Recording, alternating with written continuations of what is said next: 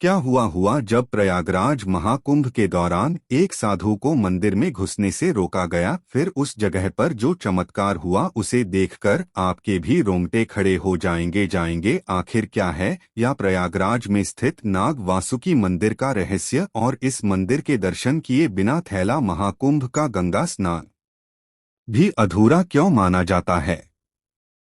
आज के वीडियो में एक बहुत बड़े रहस्य से पर्दा उठने वाला है। प्रयागराज में महाकुंभ का शुभारंभ 13 जनवरी से होने जा रहा है। यह 140 साल बाद लगने वाला एक पूर्ण महाकुंभ है, जिसमें देश दुनिया से कई लोग आते हैं और साधु संतों के लिए महाकुंभ विशेष होता है। लाख करोड़ों साधु संत महाकुंभ में शाही स्नान करने आते हैं।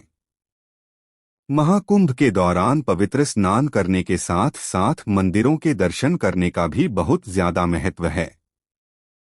यहाँ पर 12 विशेष मंदिर है, लेकिन प्रयागराज में एक ऐसा भी मंदिर है जिसे लेकर मान्यता है कि महाकुंभ के दौरान संगम में स्नान करने का पुण्य फल भक्तों को तभी प्राप्त होता है जब वह इस मंदिर के दर्शन करता है। लेकिन आखिर वह मंदिर कौन सा है? अगर आप भी प्रयागराज में महाकुंभ में शामिल होने वाले हैं तो इस वीडियो को अंत तक देखना, क्योंकि आगे बहुत बड़े चमत्कार के बारे में चर्चा होने वाली है। में सर्वप्रथम, अगर आप भी भोले बाबा के सच्चे भक्त हैं तो इस वीडियो को लाइक करके कमेंट बॉक्स में हर हर महादेव जरूर लिखें। जिस चमत्कारिक मंदिर के बारे में हम वीडियो में बात करने वाले हैं उसका नाम है नाग वासुकी मंदिर। क्या हुआ जब एक साधु को इस मंदिर में जाने से रोका गया, फिर नाग देवता ने जो चमत्कार दिखाया उसे देखकर सबके रोंगटे खड़े हो जाएंगे। लेकिन सर्वप्रथम हमें इस मंदिर के रहस्य के बारे में जानना होगा। माना जाता है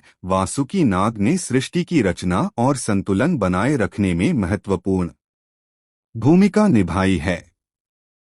इस मंदिर में जो भी आकर महाकुंभ के दौरान पूजा करता है उसे आध्यात्मिक उन्नति की प्राप्ति होती है, जिस वजह से जब भी कोई साधु प्रयागराज महाकुंभ में पहुंचता है तो संगम में स्नान करने के पश्चात सबसे पहले इसी मंदिर पर दर्शन करने आता है, क्योंकि यहीं से उन्हें आध्यात्मिक की प्राप्ति होती है। लेकिन सवाल यह उठता है कि प्रयागराज में नाग वासुकी का यह मंदिर आखिर यहाँ कैसे आया और इसके पीछे कौन सी घटना छुपी है। तो पौराणिक काल में का स्तर पर आज नाग वासुकी ने समुद्र मंथन के दौरान बहुत बड़ी भूमिका निभाई थी।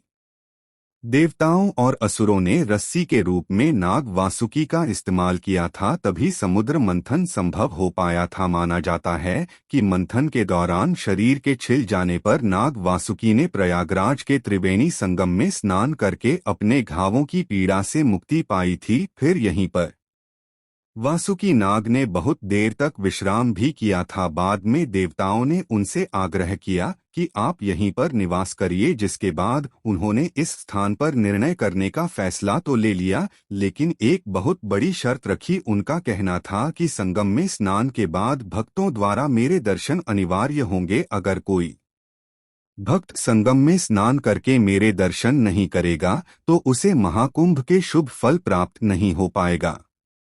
और इस घटना के बाद से जब भी प्रयागराज में महाकुंभ लगता है, संगम में स्नान करने के पश्चात नाग वासुकी मंदिर में दर्शन करना बहुत जरूरी होता है। वासुकी जी की भव्य मूर्ति स्थित है। यह मंदिर गंगा नदी के किनारे बसा हुआ है, जो आध्यात्मिकता का एक प्रमुख केंद्र है। इतनी बड़ी मान्यता के चलते इस मंदिर में भक्तों की बहुत भीड़ होती है। साथ ही साथ वीआईपी दर्शन की भी व्यवस्था होती है। महाकुंभ की शुरुआत के एक माह पहले ही दुनिया भर से कई साधु संत महाकुंभ के लिए रवाना हो जाते हैं, क्योंकि यह उनके जीवन के काफी महत्वपूर्ण पल होते हैं।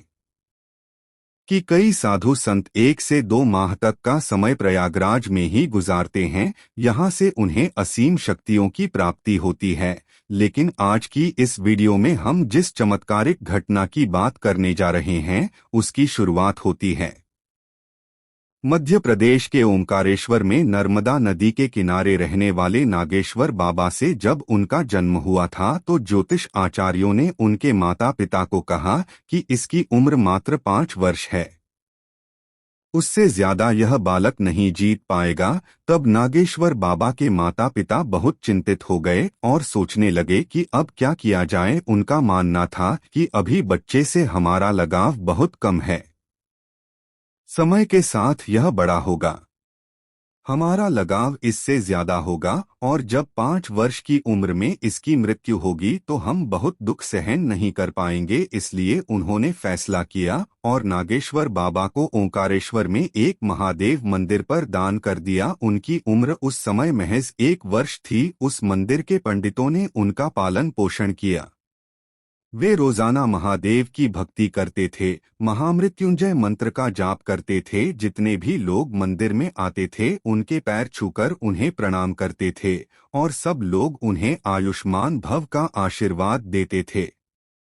जब उनकी उम्र 5 वर्ष हुई तो मंदिर के पंडितों को अंदाजा था कि इनकी मृत्यु हो जाएगी, लेकिन कहते हैं ना जो भाग्य लिखते हैं उन्हें ब्रह्मा कहते हैं, लेकिन जो लिखे हुए भाग्य को भी बदल सकते हैं उन्हें महाकाल कहते हैं। महादेव की भक्ति के फल से और सभी लोगों के आयुष्मान भवः आशीर्वाद के कारण कर उसे बच्चे की 5 वर्ष में मृत्यु नहीं हुई। जब यह समाचार चारों ओर फैला तो सब लोग उसे भगवान का अंश मानने लगे, उसे चमत्कारिक बच्चा बताने लगे।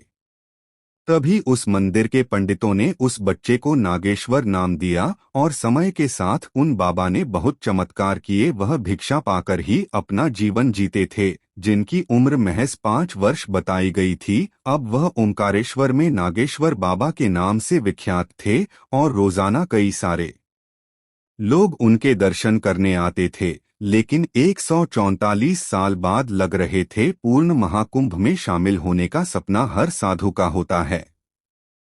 नागेश्वर बाबा भी प्रयागराज जाने की योजना बना चुके थे। वे प्रयागराज के लिए रवाना हो रहे थे। उस समय उनके कई भक्त वहां उनके दर्शन करने पहुंच गए और उन्हें खर्च के लिए कुछ दक्षिणा दी ताकि प्रयागराज महाकुंभ में उन्हें कोई दिक्कत न आए। सबसे पहले वे पास के शहर है इंदौर पहुंचे और वहां से सीधी ट्रेन लेकर अगले दिन प्रयागराज सुबह 4 बजे पहुंच गए। अपने प्रातःकाल के नियम अनुसार उन्होंने सुबह 4 बजे ही गंगा में स्नान किया और प्रयागराज के अलग अलग मंदिरों में दर्शन करने के लिए पहुंच गए। नागेश्वर बाबा यह बात जानते थे कि गंगा के इस पवित्र संगम में स्नान का पुण्य फल उन्हें तभी मिलेगा जब वे नाग वासुकी मंदिर में दर्शन करेंगे। इसलिए जब वह स्नान करने के तुरंत बाद नाग वासुकी मंदिर में दर्शन करने के लिए गए तब उनके साथ एक ऐसी घटना हुई जिसे सुनकर आपके भी खड़े हो आएंगे। मंदिर में बहुत कम भीड़ होने के बावजूद भी कुछ लोगों ने उन्हें मंदिर के द्वार के बाहर ही रोक दिया। उनका कहना था कि अभी नेताजी नाग वासुकी मंदिर में वीआईपी दर्शन कर रहे हैं, जिस वजह से आम श्रद्धालुओं के दर्शन बंद है। कुछ देर बाद सभी श्रद्धालुओं के लिए दर्शन खुल जाएंगे। तुम थोड़ी देर बाद दर्शन करने के लिए आना गया।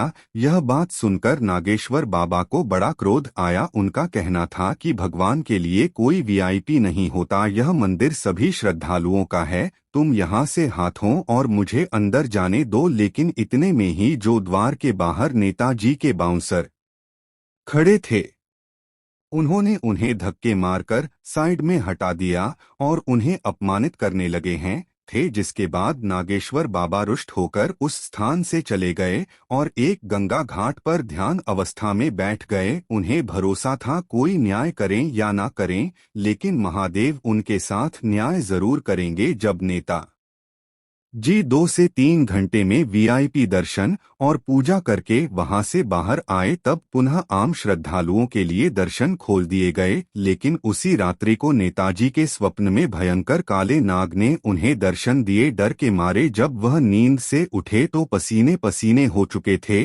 अगले दिन जब उनका बेटा स्कूल गया स्कूल में उसे एक सांप ने डस लिया। उसे तुरंत इमरजेंसी में अस्पताल में भर्ती कराया गया। उनके बच्चे की हालत बहुत नाजुक थी, वह बहुत डर गए थे और घबराहट चुके थे। उन्हें समझ नहीं आ रहा था आखिर यह सब क्यों हो रहा है। उन्होंने महाकुंभ के एक बहुत प्रसिद्ध ज्योतिषाचार्य से इस बारे में चर्चा की जाए। तब उन्होंने नेताजी को बताया कि कल तुम नाग वासुकी मंदिर गए थे और वहीं पर कुछ ऐसी गलती हुई है जिसका यह परिणाम तुम्हें इस रूप में भुगतना पड़ रहा है।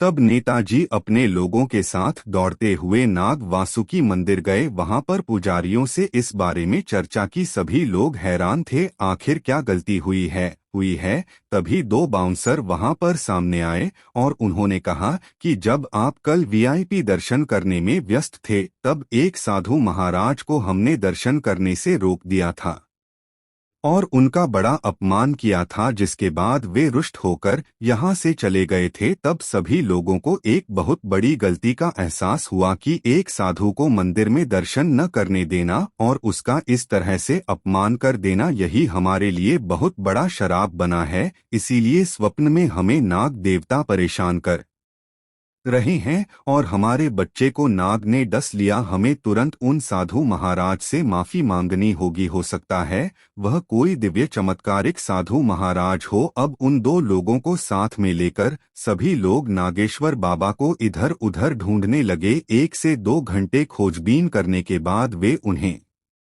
गंगा के घाट पर ध्यानावस्था में बैठे हुए दिखाई दिए।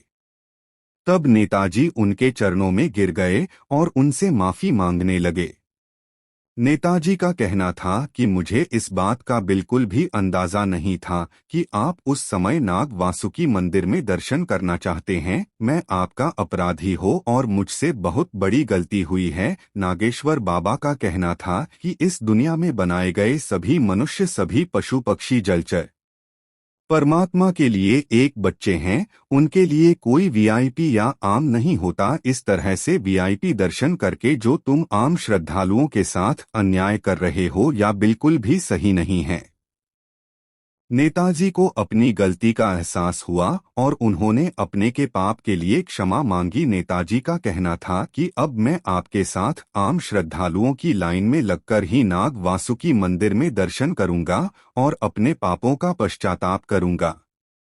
जिसके बाद नागेश्वर बाबा ने उन नेताजी को माफ कर दिया और उनके साथ नाग वासुकी मंदिर में एक बार फिर दर्शन किए। महादेव ने नागेश्वर बाबा के साथ न्याय कर दिया था। उसी समय नेताजी के मोबाइल पर एक फोन आया और खबर मिली कि उनका बच्चा जैसे सांप ने काट लिया था। अब वह खतरे से बाहर जा चुका है। नागेश्वर बाबा का इतना बड़ा चमत्कार देखकर और महादेव की लीला समझकर सभी लोगों के में पसीने छूट गए। सब समझ चुके थे कि नागेश्वर बाबा कोई आम साधु नहीं है, वह काफी चमत्कारिक और सिद्ध बाबा है। जिसके बाद पूरे प्रयागराज महाकुंभ के दौरान चारों ओर और उनकी चर्चा हुई और लोगों ने उनकी सेवा करके खूब आशीर्वाद कमाया। दोस्तों, इस प्रकार की कई घटनाएं और कई चमत्कार का प्रयागराज महाकुंभ में होना स्वाभाविक है, क्योंकि यह पूर्ण महाकुंभ 140 साल बाद लग रहा है। आप हमें नीचे कमेंट बॉक्स में बताइए।